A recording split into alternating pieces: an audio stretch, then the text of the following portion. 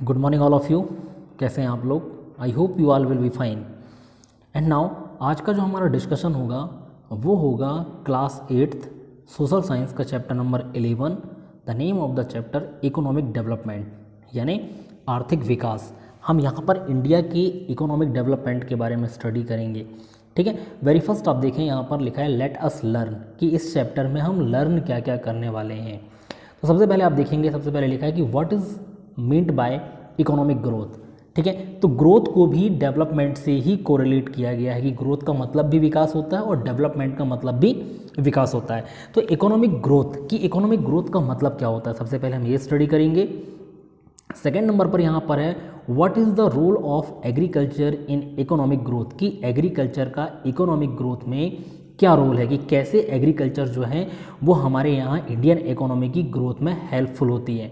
Third number पर है what is industrial development. ठीक है, तो अब हम देखेंगे कि इकोनॉमी जो है वो एग्रीकल्चर से ही नहीं, इंडस्ट्री के साथ भी डेवलप होती है। ठीक है, तो हम यहाँ पर इंडस्ट्रियल डेवलपमेंट के बारे में स्टडी करेंगे।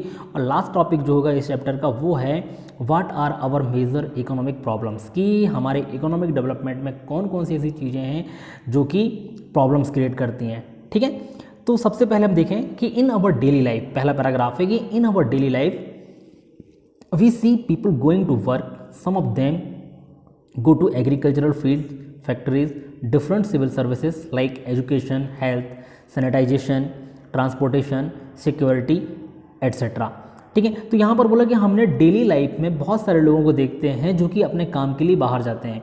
ठीक है, कि कुछ लोग एग्रीकल्चरल फील्ड्स में जाते हैं, कुछ फैक्ट्रीज में जाते हैं। ठीक है, कुछ लोग डिफरेंट टाइप के सिविल सर्विसेज में होते हैं, लाइक यहाँ पर एजुकेशन में है, यानी कुछ टीचर्स हो सकते हैं, हेल्थ हैं यानी डॉक्टर्स हो सकते हैं, नर्सेस हो सकते हैं, सैनिटाइजेशन है यानी साफ सफाई करने वाले लोग हैं, ट्रांसपोर्टेशन है, सिक्योरिटी है, ये अलग अलग प्रकार के जॉब हैं जो कि हमारे डेली लाइफ में मिलने वाले लोग करते हैं।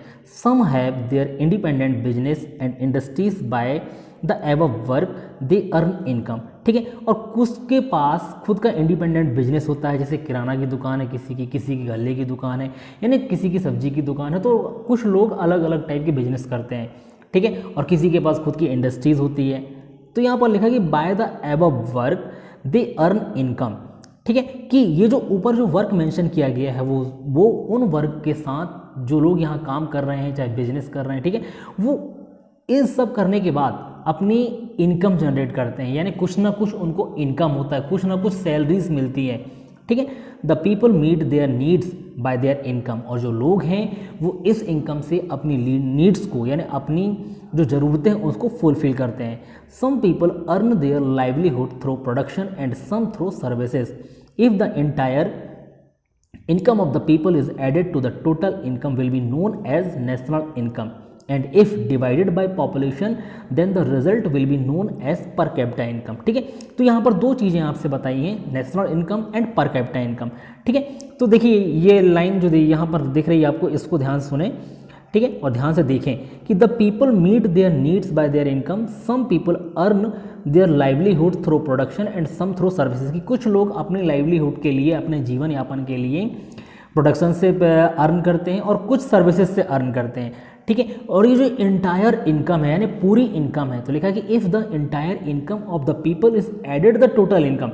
ठीक है, कि यदि इंटायर इनकम है, जो टोटल इनकम है, ठीक है, उसको हम नेशनल इनकम के नाम से जानते हैं। यदि सारे लोगों की इनकम को ऐड कर दिया जाए, ठीक है, वर्कर्स की, बिजनेसमैन की, इंडस्ट्रियलिस्ट हैं उनकी, यानी सारे लोगों की इनकम को यदि ऐड कर दें तो उसको हम नेशनल इनकम कहते हैं।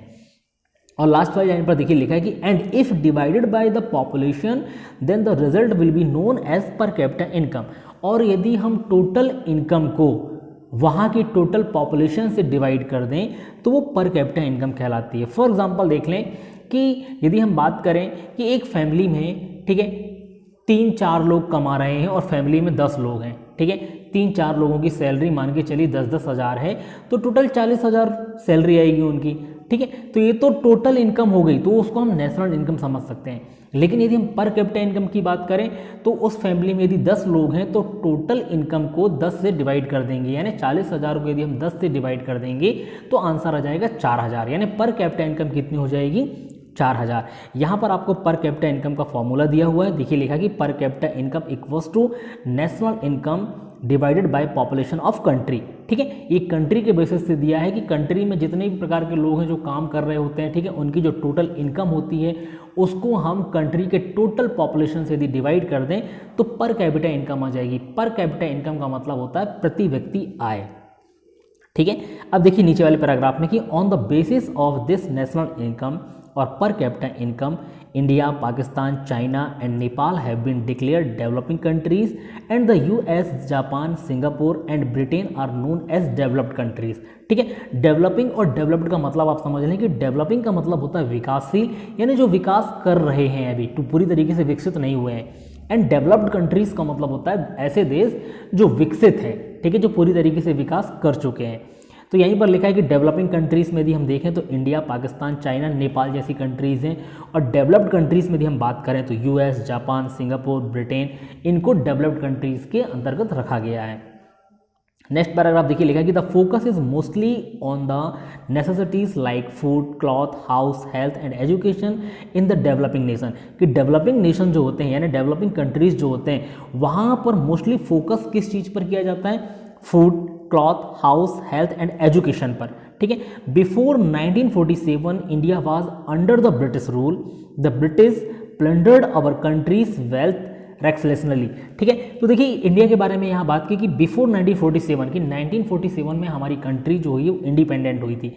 तो यदि हम इससे पहले देखें तो इंडिया का जो रूल था वो अंडर ब्रिटिश रूल था, यानी इंडिया में जो शासन था वो ब्रिटिश गवर्नमेंट का शासन था। तो यहाँ पर लिखा है कि British plundered our country's wealth रेक्सलेसली।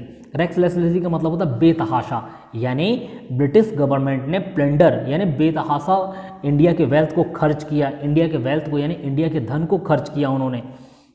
There rule gave a severe result to the domestic economy of India, जिससे हमारी डोमेस्टिक इकोनॉमी जो थी, ठीक है, यानी हम देखें कि घरेलू यूज़ करने, घरेलू की बात करें डोमेस्टिक इकोनॉमी, यानी हम देखें छोटे छोटे उद्योगों से जो इकोनॉमी होती थी, कुटीर उद्योग हैं, ठीक है, स्मॉल स्केल की इंडस्ट्रीज जो हैं उनको पूरी तरीके से ख़त्म कर दिया इन्होंने।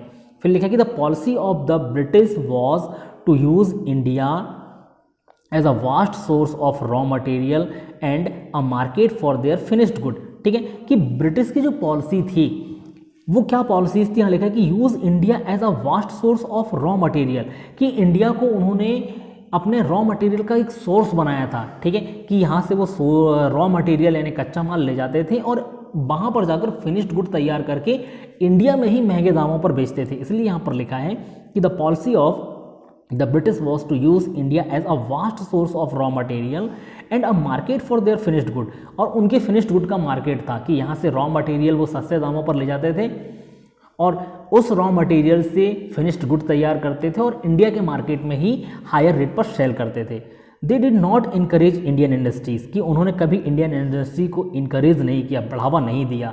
दे could get the raw material from India at a reasonable price and sell their goods in India at a much higher rate.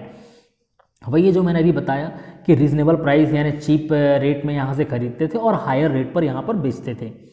As a result of such policies India become very poor, India became very poor, independent India was burden with a backward economy as inheritance. ठीक है, इस वजह से क्या हुआ कि इनकी policies की वजह से इंडिया धीरे धीरे गरीब होता गया। ठीक है, और यहाँ पर लिखा है कि इंडिपेंडेंट इंडिया वाज बर्डन। ठीक है, कि इंडिपेंडेंट जब इंडिया इंडिपेंडेंट हुआ, स्वतंत्र हुआ, तो उसके ऊपर एक बर्डन था। किस चीज़ का बर्डन? कि बैकवर्ड इकोनॉमी एज इनहेरिटेंस, की बैकवर्ड इकोनॉमी जो हमको ब्रिटिश गवर्नमेंट ने दी थी वो हमने इनहेरिटेंस किया था। ठीक है, यानी हमको अपनी बैकवर्ड इकोनॉमी को वापस पटरी में लेके आना था। India is mainly an agricultural country. At present 60% population is engaged in agriculture, hence it is essential to know the agricultural development। ठीक है, तो यहाँ पर इन्होंने बोला कि India is mainly an agricultural country, कि यदि इंडिया की हम बात करें तो भारत एक एग्रीकल्चरल कंट्री है, क्योंकि यहाँ की इकोनॉमी जो है वो एग्रीकल्चर पर डिपेंड होती है। तो यहीं पर इन्होंने कहा कि at present 60% population is engaged in agriculture, कि इंडिया की टोटल पॉपुलेशन में से यदि हम देखें तो 60% पॉपुलेशन जो है वो एग्रीकल्चर पर इंगेज्ड है। इसलिए इन्होंने कहा कि hence it is essential to know the agricultural development. तो एग्रीकल्चरल डेवलपमेंट को समझना जरूरी है। तो यहाँ पर लिया है एग्रीकल्चरल डेवलपमेंट का कॉलम। देखेंगे क्या लिखा है उस पैराग्राफ में कि agriculture is the base of Indian economy and it has 26% contribution in the total gross domestic product, जिसको हम जीडीपी कहते हैं। ठीक है, तो यहाँ पर बोला कि इंडियन इकोनॉमी का बेस क्या है, एग्रीकल्चर है, क्योंकि एग्रीकल्चर का जो कंट्रीब्यूशन है जीडीपी में, ग्रॉस डोमेस्टिक प्रोडक्ट में, वो 26% का है। Indian agriculture produce food grain and also provided raw material for industries. ठीक है, यदि हम एग्रीकल्चर की बात करें तो फूड ग्रेन तो मिलता ही हमको, साथ में और दूसरी इंडस्ट्रीज़ के लिए रॉ मटेरियल भी प्रोवाइड कराए जाते हैं। ठीक है, plantation, animal husbandry, forestry, fisheries etcetera are include in agriculture. तो एग्रीकल्चर में और भी चीज़ें हैं, जैसे प्लांटेशन करना, एनिमल हस्बेंड्री यानी जानवरों को पालना, फॉरेस्ट्री जंगल लगाना, फिशरीज मछली पालन करना। ठीक है, ये सारी चीज़ें एग्रीकल्चर में ही इंक्लूड की जाती हैं। There is diversity in the case of agriculture in India. The type of soil, sunshine, rain, sowing time, reaping of harvest are different in various areas. ठीक है, तो यहाँ पर इन्होंने कहा कि एग्रीकल्चर में भी हमारे यहाँ डाइवर्सिटीज़ देखने को मिलती है कि अलग अलग जगह पर अलग अलग टाइप का क्लाइमेट होने की वजह से अलग अलग टाइप से क्रॉप्स को ग्रोन किया जाता है। जैसे यहाँ पर लिखा था टाइप्स ऑफ सॉइल की, हर जगह की सॉइल एक जैसे नहीं होती, अलग अलग जगह पर अलग अलग टाइप की सॉइल होती है और उन अलग अलग टाइप के सॉइल में अलग अलग टाइप के क्रॉप को ग्रोन किया जाता है। सनशाइन, रेन्स, सोइंग टाइम यानी बीज बोने का समय हर जगह अलग अलग हो जाता है, रेपिंग यानी काटने का समय भी अलग अलग होता है। तो ये डिफरेंट होते हैं वेरियस एरियाज़ में। ठीक है, अलग अलग एरिया में अलग अलग टाइप के क्रॉप को ग्रोन किया जाता है। ठीक है, फिर हम नेक्स्ट पार्ट में इंपॉर्टेंस ऑफ एग्रीकल्चर के बारे में डिस्कशन करेंगे, जिसमें हम sustainable agriculture, shifting agriculture, plantation agriculture and intensive agriculture के बारे में स्टडी करेंगे। ठीक है, तो आज के लिए बस इतना ही। Thank you so much.